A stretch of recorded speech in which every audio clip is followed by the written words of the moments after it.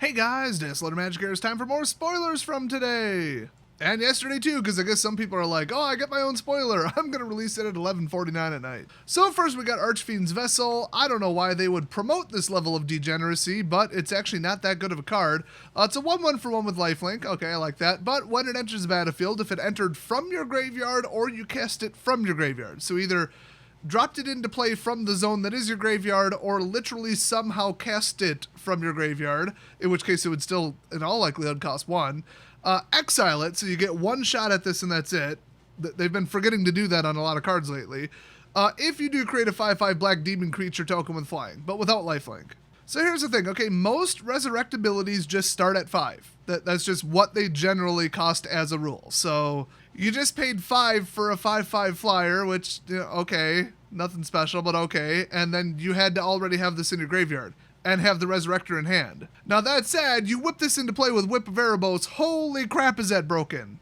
So it just comes down to now or in the future, which in the future is the problem, is there a way to get this from your graveyard into play for way too cheap or like free or something? I don't immediately recall one in Standard right now that would do that. So I just looked on the Gatherer what cards in Standard right now reference the word graveyard and battlefield on the same card. And believe it or not, there were 132 results, so apparently I have to do better than that. So I added the word creature to the rules text. So it has to mention creature and graveyard and battlefield. I might have to add the word card, I'm not even sure.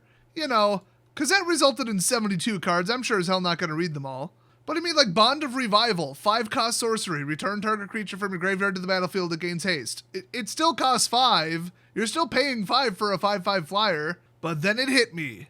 That absolute douchebag piece of human garbage Lurrus. That elevates this from, yeah, it looks like a cool gimmick, to this. At least they remembered to exile it so that you can't just Lurrus bomb it every single turn. Because I think we all know there's enough free sack outlets to put him in the graveyard every single turn. Hell, you could technically resurrect him twice. You could get 2 5/5 flyers per turn if he didn't exile himself. But besides Lurrus, in cards that people actually play, there's Call of the Death Dweller, which is a 3-cost sorcery. Return up to 2 target creature cards, a total mana cost of 3 or less, from your graveyard to the battlefield. Put a Death Touch counter on either of them, then put a Menace counter on either of them. Now, the way I'm reading it, the 5/5 demon wouldn't get it because he's not the creature being exiled, so that would be ridiculous. That said, I mean, Lurrus is really the problem here, but Lurrus is the problem with, I don't know if you've seen this deck. This one, boy, not many decks piss me off to this level. Lurrus, Kaya's Ghost Form, Deadweight, and Pacifism,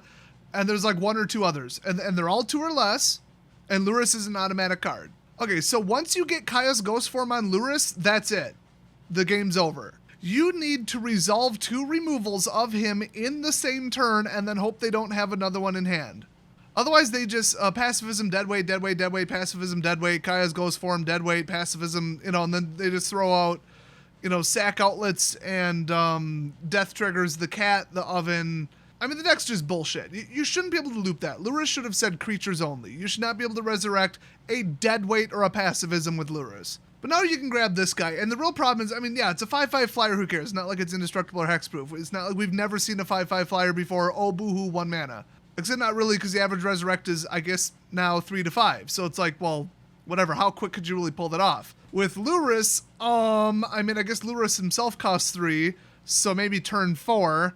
And there's a 100% chance that you have Lurrus. I know with the new rules, okay, now it's really not happening on turn 3, thank God.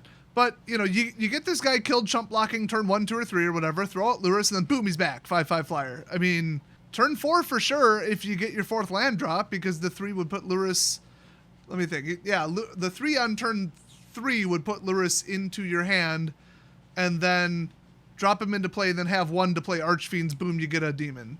A turn 4 5/5 flyer, I mean, we've had a 3-cost 5/5 flyer. He lets your opponent outdraw you 2 to 1. Master of Feasts, if you remember that card. Bit of a downside there, but like a lot of stuff has to line up, but like the combo is there. The combo is just this damn card. Like I said, your graveyard's always there. Lurrus is always there. The combo is just this damn card. You don't need a Resurrector. If it wasn't for Lurrus, this card would be barely playable. I mean, you'd almost only be able to put it in like a Resurrection deck. So once again, Lurrus is the problem, and the whole companion mechanic is the problem, not really this card.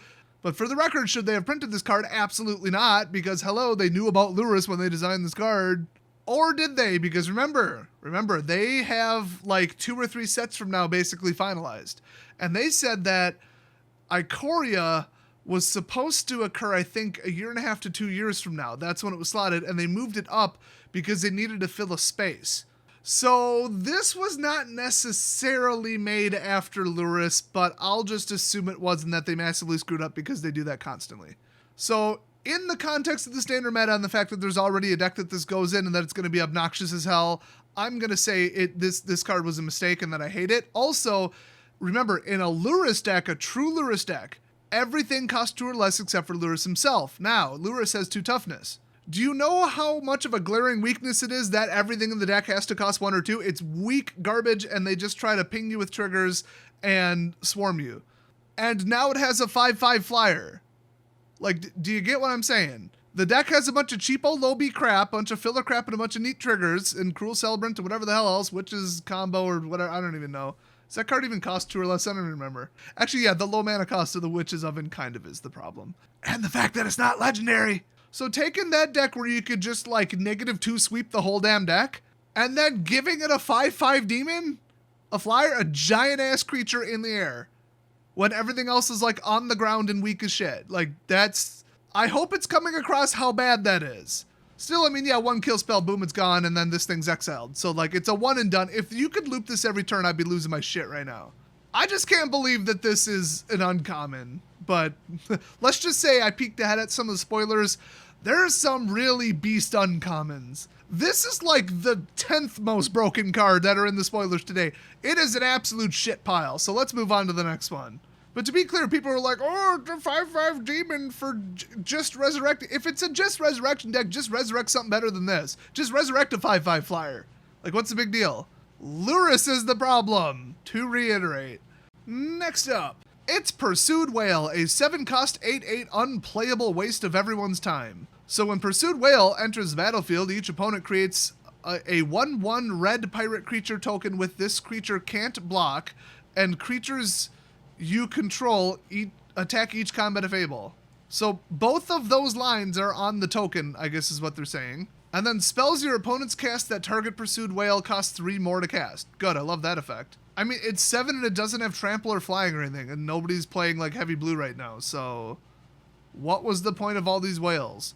So next up we got the Pride Malkin, who's doing the haters gonna hate walk because cats just don't give a shit, and it's a 2/1 for 3, and when it enters battlefield, put a 1/1 counter on target creature you control, including him, and then each creature you control with a 1/1 counter on it has trample. This is just feeding into trample as a mechanic, or like trample is what the deck does, and I don't know if you guys have played against that, but pretty annoying with the volume of hexproof and indestructible creatures that green has currently. And then you add proliferate and it's just, and ramp.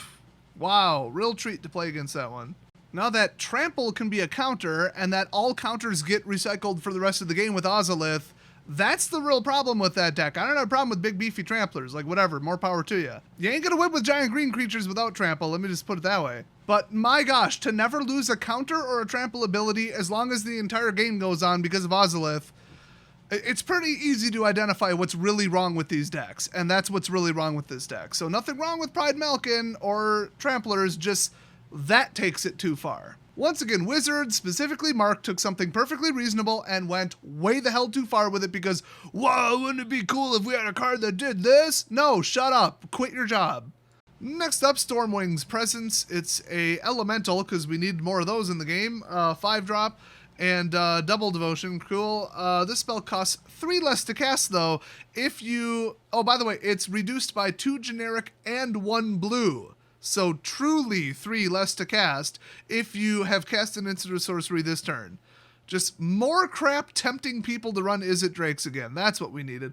Also, it has flying. Also, it's a 3/3, and also it has prowess. Also, when it enters the battlefield, scry 2. So yeah, this could be good, but who's playing like, ooh, blue creature heavy decks? Like, I don't think that's going to be a thing, except for Is It Drakes. You could definitely sneak this in. It would definitely be on the high end, considering the Drakes don't even cost this much. But could somebody afford to put this in a Risen Reef Elemental deck? Are you kidding me? Have you seen how much lands that draws? Yeah. Yeah, I think they could. So next up, we've got Jolrael Movanvili Recluse or something like that. I don't know. And it's a 1-2 for 2 legendary creature. Holy crap, it's almost like it's because they put a proper noun on the card. I'm starting to see a pattern here. And whenever you draw your second card each turn, because we needed more of that, create a 2-2 green creature, a cat creature token, and then if you pay 6 until end of turn, creatures you control have base power and toughness XX, where X is the number of cards in your hand. Great. 2 fundamentally broken problematic mechanics on 1 card. Wonderful. Thanks, Wizards. Next up, Soulseer. It's a 3-cost red instant, and it deals 5 damage to target creature. Imagine that. Or Planeswalker. That permanent loses indestructible till end of turn. Oh good, red has even more effective removal. I'm so happy for them. Gee, it's about time people started playing red heavy decks. You know, because that hasn't been the case for the last 3 years. Next up, we got a Dire Fleet Pirate card, because this is a core set. Why would they need lore consistency? Anyway, it's a 3-cost... Rakdos colored pirate here. It's an orc pirate. And at the beginning of combat on your turn, you may sacrifice. Are you kidding me? Another Rakdos sacrifice card when they haven't even banned the cat. Are you kidding me? I'm not even reading the rest of this card. Look it up your damn self. Next up, Increase Vitality. Oh boy, it's a 3-cost instant green spell. Put a 1/1 counter on target creature you control, then double the number of counters on that creature. You know this is a Mark Rosewater card. He has some kind of unhealthy mental obsession or fetish or something about doubling things. And, you know, I would just double the pink slips that they give him, just to make sure he really knows he's fired. This is not a sorcery speed spell. I cannot stress that enough, okay? This went from damn that's good to holy shit. Like, this makes embercleave look like nothing. So at instant speed, they let a Hydra through or double block it, triple block it, quad block, it doesn't matter. Boom, +1 and double it. In a format where we already have Hydra's Growth and people are putting it on, you know, pro multi and hexproof and indestructible creatures already. Turn 2 hexproof mana dork, turn 3 this, basically your opponent lost if they don't have a forced sacrifice card, and then also if you never get out another creature the rest of the game. I've seen people run that in Simic. They put it on a Hydroid Krasis, and then they back it up with counter spells. So now, your Hydroid Krasis, or your the giant stone serpent thing, at instant speed, in the middle of combat, you can add a counter and then double it. This card literally says, pay 3 mana, win the game. I'm already going to build a deck around this, just to prove to people how unbeatable it is. It's going to be all hexproof, all combat damage is completely erased and replaced with adding a counter. Just proliferate Simic deck from hell with like 12 counter spells. I can't think of one single deck that would beat that other than Black Discard. And because of Red Rush, that is not a realistic deck to play right now. And once again, this is in the uncommon slot. It's an uncommon. And more good news for y'all, Hydra's Growth isn't rotating. So we're gonna have to put up with this absolute pile of overpowered horse shit for at least 2 more years. Fantastic. This game is going to be unplayable until the year 2022. And that's if they started fixing it right now, right this second. Well, as far as I know, they haven't fixed shit because Mark still works there. So moving on to some more broken shit probably, we've got Idol of Endurance. Oh boy, a white artifact. When it enters the battlefield, exile all creatures with converted mana cost 3 or less from your graveyard until it leaves the battlefield. I wonder what it's gonna do about that. What? You pay 2 and tap it, and then until end of turn you may cast creature spells from among those cards exiled with Idol of Endurance without paying its mana cost at all? So it's just Lurrus in statue form, so now you have to remove Lurrus and an artifact, otherwise you're going to lose to this deck? Wonderful! I wonder if somebody might figure out that they can resurrect Archfiends Vessel with this. Well they will now because I just said it. We didn't need 1 Lurrus, we sure as shit don't need 2, and by the way, this doesn't have Summoning Sickness. Also, it's not legendary, but it refers to itself by name, so you can't use the same common exile pile with 2 different versions of this, FYI. I mean, forget Lurrus, forget Archfiend, forget anything else. Just throw this into my Cruel Celebrant deck. Can you even imagine that? This is Lurrus, but not a creature, so even harder to remove. It also doesn't show up as, hi, this is a Lurrus deck in turn 0 of the game. It works the turn it comes out, and things that cost 3 now cost 2. Are you kidding me? I mean, okay, it doesn't work on creatures that came out after it entered the battlefield because it only refers to things that were exiled immediately when it came into the battlefield, so it's timing sensitive, but it's still really just another Lurrus. We have so many death triggers and so many creature ETB triggers right now. This could go in mono white. This could just be Heliod. Oh, look, something entered the battlefield again. Oh, look, a Johnny's Pride Mate is back again. Oh, look, my sacrifice it and give it protection from whatever the hell I want card, Elset or whatever the hell it is. Oh, that's back again. Surprise. It's just, once again, like, this would be a really neat, cool, powerful, playable, interesting card if it weren't for the couple decks it would already go in that are already too damn powerful because of cards from Ikoria. They really screwed up with Ikoria.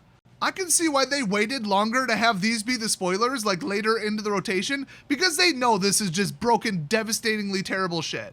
Just game-ruining garbage. Next up, we've got Volcanic Salvo, which I bet you doesn't actually cost 12. Haven't even read it yet. I don't speak German. I bet you it doesn't cost 12. How much you want to bet? Well, would you look at that? It costs X less to cast, where X is the total power among creatures you control. So it's a backup win con for Cavalcade. Wonderful. Great.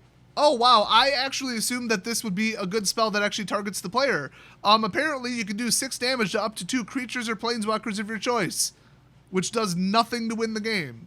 All right, I'm surprised they didn't make it a red mythic, because every set has a garbage red mythic. Next up, Temple of Triumph. Apparently temples are back. Cool, I like them. Whatever, who gives a shit? Then we got the extra spicy mountain that's based off of Chandra's stupid special frame, because she's back again for some reason. Then we got Heroic Intervention, because blue has counterspells and white has a counterspell, God's willing. Why not have a green counterspell? Indestructible and hexproof to all permanents in play that you control. You tell me that's not a green counterspell. I'm surprised it didn't say, and you the player. Last time this was legal, this was like a $14 card. So if you're about to say it's not very playable, it's not as good as you think, you're an idiot, shut up. So now if you're running 3 color but don't really want to play blue but still want counterspells, yeah, God's Willing and Heroic Intervention, among others. Then we finally have a reprint of Fabled Passage, because that shit is way too expensive. I mean, oh, was this a pro-consumer move to suppress the cost so that people could actually afford to play Standard? Or was this just Wizards cramming more money into M21? You be the judge. And the answer is they just wanted to cram more money into M21, by the way, in case you're curious. Then we have Obsessive Stitcher. That just looks like some crazy SJW who dyes their hair and has a philosophy degree, so that's what they do with their time. And most SJWs would, you know, stitch together dead bodies in the basement. That's pretty much a given. Anyway, it's a 0/3 for 3, human wizard. And if you tap it, draw a card, then discard a card, which is pretty much useless. And then if you pay 4 and tap it, sacrifice Obsessive Stitcher, then return target creature card from your battlefield, or from the graveyard to the battlefield. Well, it's a 4-cost resurrect instead of 5, but then you have to get rid of her and then also have her in play and then also wait a turn because she doesn't have haste. So, you know, whatever. She can use her first ability to stuff the graveyard, but that is just way too slow. The only problematic combo that immediately comes to mind is you could just like do this over and over and over with the Black Cavalier card, because she would resurrect him and then he would resurrect her. And then I guess she resurrects someone else the next turn. I don't know, it's not that good of a combo. Then we have Grasp of Darkness. I mean, cool, it plays around Indestructible, doesn't do shit around Hexproof. This was a very, very, very popular card back in the day. I'm not sure we have enough valid targets to make this worthwhile, but I've seen people playing the -3/-3 card a lot, so probably. That happens to be the average size of the average morph creature until it gets truly out of control, so I do like that. But everybody just morphs onto that stupid hexproof mana dork anyway, so, you know, good luck targeting it. Then we've got Alpine Houndmaster. Come on, are these done yet? I'm sick of looking at this broken, game-rooting shit. It's downright depressing. Awesome. So when it enters the battlefield, you may search your library for a card named Alpine Watchdog and or a card named Igneous Cur. What the f***? Reveal them, put them into your hand, then shuffle your library. Whenever Alpine Houndmaster attacks, it gets +X+O until end of turn, where X is the number of other attacking creatures. Okay, that's pretty nuts. I don't know what the hell those other cards do, but it's a 2/2 for 2 with Flood Effect. I mean, it's only when he swings and it's only on power, so it's not like that good. It's kind of out of control, but not really. Without Trample, he's just going to get chumped to death, so that's fine. But God's Willing is a thing, just saying. I mean, this would be like a really good playable card, a card to play around and put in your deck and whatever, except in the completely out of control pace of Standard right now, where if you haven't won on turn 4, then what are you even doing? Oh, you need to get out other things into play to let this work? Why not play a deck where you could just win the game with 1 card? There's plenty of those right now. Clearly a draft card. I would be shocked if somebody does something with this in Standard. Then again, I don't know what the hell Alpine Watchdog or Igneous Cur does. Oh, finally we're at the end of this shit. I'm gonna go play any other game than Magic. F*** Magic, F*** Wizards of the Coast. I'll see you guys next video. Oh, feel free to keep leaving ignorant comments down below, about 1% of you that are saying, oh, none of these are as good as you think and none of them will break the game.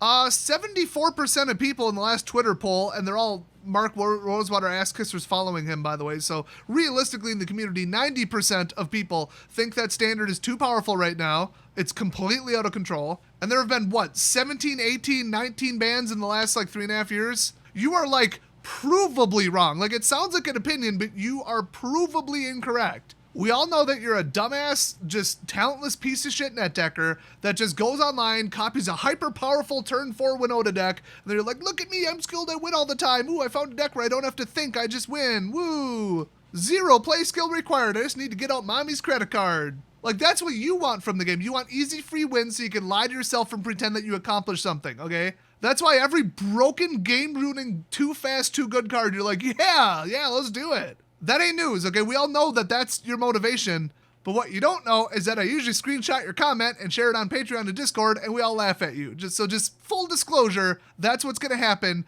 if you keep typing in, none of these are broken and you're overestimating the power of these cards. I've been right for 3 years straight. Standard has been absolute garbage for at least bare minimum 2.5 years. They raised the power level, they admitted they did it, they gave a reason they did it, and now it's getting worse and worse and worse with every set. I mean, remember when they banned like Reflector Mage and Smuggler's Copter? Those wouldn't even be playable cards in Standard right now. That's how far we've gone off the deep end. If you can't see that, or you're willfully ignorant of it because you just want an easy deck to win with, f*** you. We're all gonna make fun of your stupid ass and your stupid ass comments, so keep them coming. I might even pin a couple of them. Fair warning.